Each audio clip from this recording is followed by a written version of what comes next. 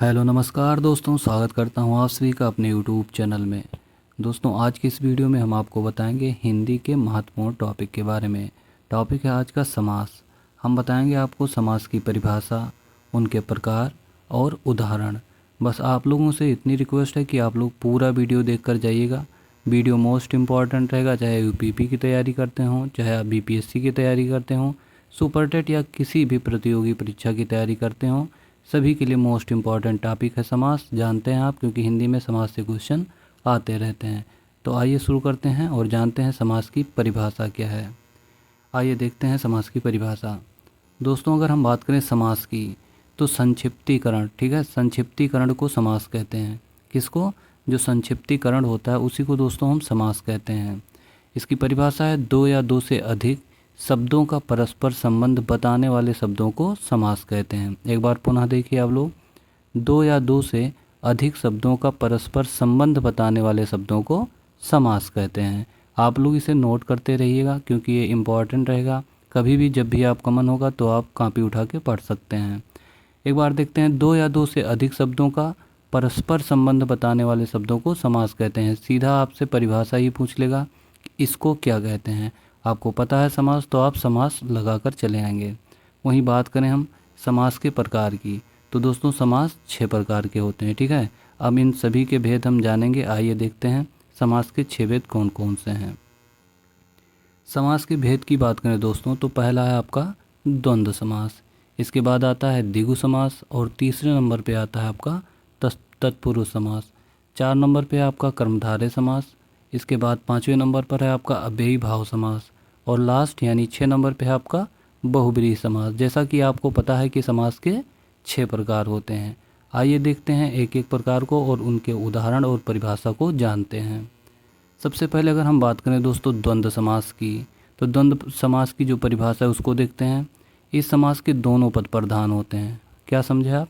इसके जो दोनों पद होते हैं वो प्रधान होते हैं एवं एक दूसरे के विलोम होते हैं। देखिए यही चीज़ आपको याद रखना होगा कि इस समास के दोनों पद प्रधान होते हैं एवं एक दूसरे के विलोम होते हैं तथा विग्रह करने पर योजक या समुच्चय बोधक शब्दों का प्रयोग होता है। आप समझ लीजिए, योजक या फिर समुच्चय बोधक शब्दों का प्रयोग होता है। आइए उदाहरण देखते हैं। जैसे माता पिता, देखिए ऊपर आपका जो योजक का चिन्ह लगा है, ये चीज़ें बीच में रहेंगी, आप इसको ध्यान रखिएगा। माता पिता, भाई बहन, राजा रानी, दुख सुख, दिन रात और राजा प्रजा। ऐसे आपको कई उदाहरण मिलेंगे जिसमें आपका बीच में योजक चिन्ह रहेगा। अगर योजक चिन्ह है दोस्तों तो आप समझ जाइएगा किसका उदाहरण है, या द्वंद्व समास का। ये चीज़ आप समझ गए हैं। द्वंद्व समास के उदाहरण क्या हैं देख लीजिए फिर से आप। माता पिता, भाई बहन, राजा रानी, दुख सुख, दिन रात, राजा प्रजा, इन सभी के बीच में क्या लगा हुआ है? इन सभी के बीच में योजक चिन्ह लगा हुआ है। आगे देखते हैं हम, आगे देखते हैं और दूसरे समास के बारे में जानते हैं। दूसरा समास है हमारा द्विगु समास। अब हम द्विगु समास की अगर बात करें दोस्तों, तो वह समास जिसका पहला पद संख्यावाचक हो, ठीक है, क्या हो? जिसका पहला पद संख्यावाचक विशेषण होता है तथा समस्त पद किसी समूह या फिर किसी समाहार का बोध कराता है, तो वह क्या कहलाता है? द्विगु समास कहलाता है। मोस्ट इम्पॉर्टेंट रहेगा, देखने वाली चीज़ क्या है कि वह संख्यावाचक विशेषण होता है तथा समस्त पद किसी समूह या फिर किसी समाहार का बोध कराता है, तो वह क्या कहलाएगा? द्विगु समास कहलाएगा। अभी आप इसका उदाहरण देखेंगे तो आप अच्छे तरीके से समझ जाएंगे, ठीक है। उदाहरण देखते हैं। उदाहरण है दोस्तों अठन्नी। अठन्नी इसका उदाहरण है और अठन्नी को इसमें समाहार है 8 आनों का समाहार। उदाहरण देखकर आप समझ जाएंगे कि 8 आनों का समाहार जो है वो इसका उदाहरण है द्विगु समास का। वहीं सतसई की अगर हम बात करें तो 7 सौ का समाहार है इसमें। सप्ताह की बात करें दोस्तों तो सप्ताह में 7 दिनों का समाहार है। लेकिन अगर हम तिराहा की बात करें दोस्तों तो तिराहा भी आपका क्या हो जाएगा? द्विगु समास हो जाएगा, संख्यावाचक होता है। सबसे पहली चीज़ आपको याद रखना होगा कि द्विगु समास क्या होता है? संख्यावाचक होता है। सप्ताह में 7 दिनों का समाहार हुआ, तिराहा में 3 राहों का समाहार हुआ, चौराहा में 4 राहों का समाहार हुआ। ये एग्जाम्पल हैं आपके किसके? द्विगु समास के। इसके बाद हम बात करेंगे दोस्तों, इसके बाद हम तीसरे समास की बात करेंगे। तीसरा समास है हमारा तत्पुरुष समास। अब इसके बारे में हम जानते हैं तत्पुरुष समास क्या है। इसमें पहला पद संख्या या विशेषण होता है और दूसरा पद संख्या। दूसरा पद ही प्रधान होता है। तत्पुरुष समास में दोस्तों दूसरा पद प्रधान होता है। सीधा क्वेश्चन आएगा कि तत्पुरुष समास में कौन सा पद प्रधान होता है, तो याद रखिएगा कि तत्पुरुष समास में दूसरा पद ही प्रधान होता है। आइए आगे देखते हैं इसके उदाहरण क्या हैं। तत्पुरुष समास के उदाहरण क्या हैं, तो इसके उदाहरण है दोस्तों बस चालक। अब देखिए बस चालक में क्या है, इसका उदाहरण जो है बस चालक है और इसमें समास को कैसे पहचानेंगे, बस को चलाने वाला, को, का, की, ये सारी चीज़ें आपका लगा रहेगा इसमें। तत्पुरुष समास के उदाहरण है बस चालक, बस को चलाने वाला, गगनचुंबी, गगन को चूमने वाला, स्वर्ग प्राप्त, स्वर्ग को प्राप्त करने वाला, माखन चोर, माखन को चुराने वाला। ये सभी आपके तत्पुरुष समास के उदाहरण है दोस्तों। कई सारे उदाहरण है, ये आपको समझाने के लिए आप इसे अच्छे तरीके से समझ जाइए। इसके बाद चौथा है हमारा कर्मधारय समास। कर्मधारय समास क्या है, इस समास में विशेषण का संबंध होता है। ठीक है, इस समास में विशेषण का संबंध होता है। इसमें प्रथम पूर्व पद गुणवाचक होता है। जैसे अब एग्जाम्पल आपको बताएंगे, एग्जाम्पल देख के अच्छे तरीके से समझिए। ढेर सारे एग्जाम्पल आपको और वीडियो में मिल जाएंगे। जैसे महात्मा, अब इसके उदाहरण आप देखिए। महात्मा में क्या हो गया, महान है जो आत्मा। ठीक है, क्या है, महान है जो आत्मा। स्वर्ग कमल, स्वर्ण कमल, स्वर्ण कमल में क्या हो जाएगा, स्वर्ण का है जो कमल। नील कमल यानी नीला है जो कमल। पीताम्बर यानी पीला है जो अंबर। है जो इसमें लगा रहेगा। आप इससे इसके विग्रह से इसको आप आसानी से समझ सकते हैं क्या है। एक बार पुनः देखिए, महात्मा, महान है जो आत्मा, स्वर्ण कमल, स्वर्ण का है जो कमल, नील कमल, नीला है जो कमल, पीताम्बर, पीला है जो अंबर। ये आपके सभी क्या हैं, कर्मधारय समास के उदाहरण हैं। आगे देखते हैं। आगे है दोस्तों अव्ययी भाव समास। इसमें क्या होता है, इसमें यह होता है दोस्तों कि इस समास में पहला पद अव्यय होता है और यही प्रधान होता है।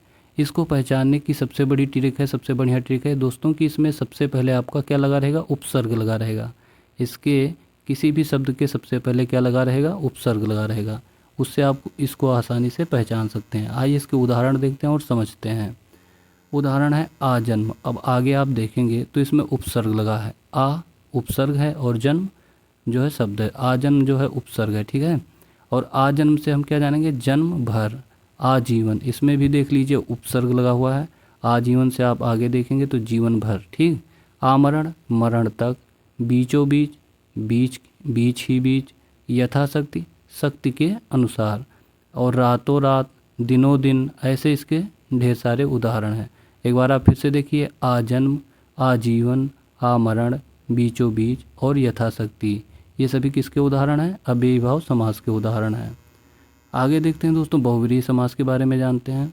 बहुव्रीहि समास, इसका जो परिभाषा है दोस्तों उसको समझते हैं। इस समास में कोई भी पद प्रधान नहीं होता है। मोस्ट इम्पॉर्टेंट है दोस्तों, इसको ध्यान रखिएगा। इसमें कोई भी पद प्रधान नहीं होता है, बल्कि समस्त पद किसी अन्य के विशेषण का कार्य करता है और यही तीसरा पद जो है प्रधान होता है।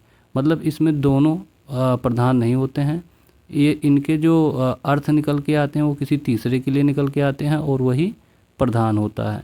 आइए इनके उदाहरण देखते हैं और समझते हैं। बहुव्रीहि समास के उदाहरण है दोस्तों, इसके उदाहरण देखते हैं। दशानन, दस हैं आनंद जिसके अर्थात रावण। अब यहाँ पर रावण की बात की गई है, इससे आप समझ सकते हैं यह बहुव्रीहि समास है। वहीं चतुर्भुज की बात करें, चार हैं भुजाएं जिसकी अर्थात विष्णु भगवान। लंबोदर, लंबा है उदर यानी उदर का अर्थ होता है पेट जिसका अर्थात गणेश भगवान। चक्रपाणी, चक्र है हाथ में जिसके अर्थात विष्णु। फिर से एक बार इसका उदाहरण देखते हैं। दशानन, दस हैं आनन यानी मुख जिसके अर्थात रावण। चतुर्भुज, चार हैं भुजाएं जिसकी अर्थात विष्णु। लंबोदर, लंबा है उदर जिनका अर्थात गणेश। चक्रपाण, चार हैं हाथ जिनके अर्थात विष्णु। ठीक है, ये हो गए आपके सभी 6 समासों के उदाहरण सहित, परिभाषा सहित उदाहरण। ठीक है दोस्तों, देखिए आपको अगर हमारा वीडियो पसंद आया हो तो आप लोग वीडियो को पूरा देखें, उसके लिए तो सबसे पहले धन्यवाद। और पसंद आया हो तो सब्सक्राइब जरूर करें, हमारे चैनल को लाइक करें, सब्सक्राइब करें और अपने दोस्तों के पास शेयर ज़रूर करें। ठीक है, मिलते हैं अगले वीडियो में, तब तक के लिए अपना ख्याल रखिएगा। धन्यवाद।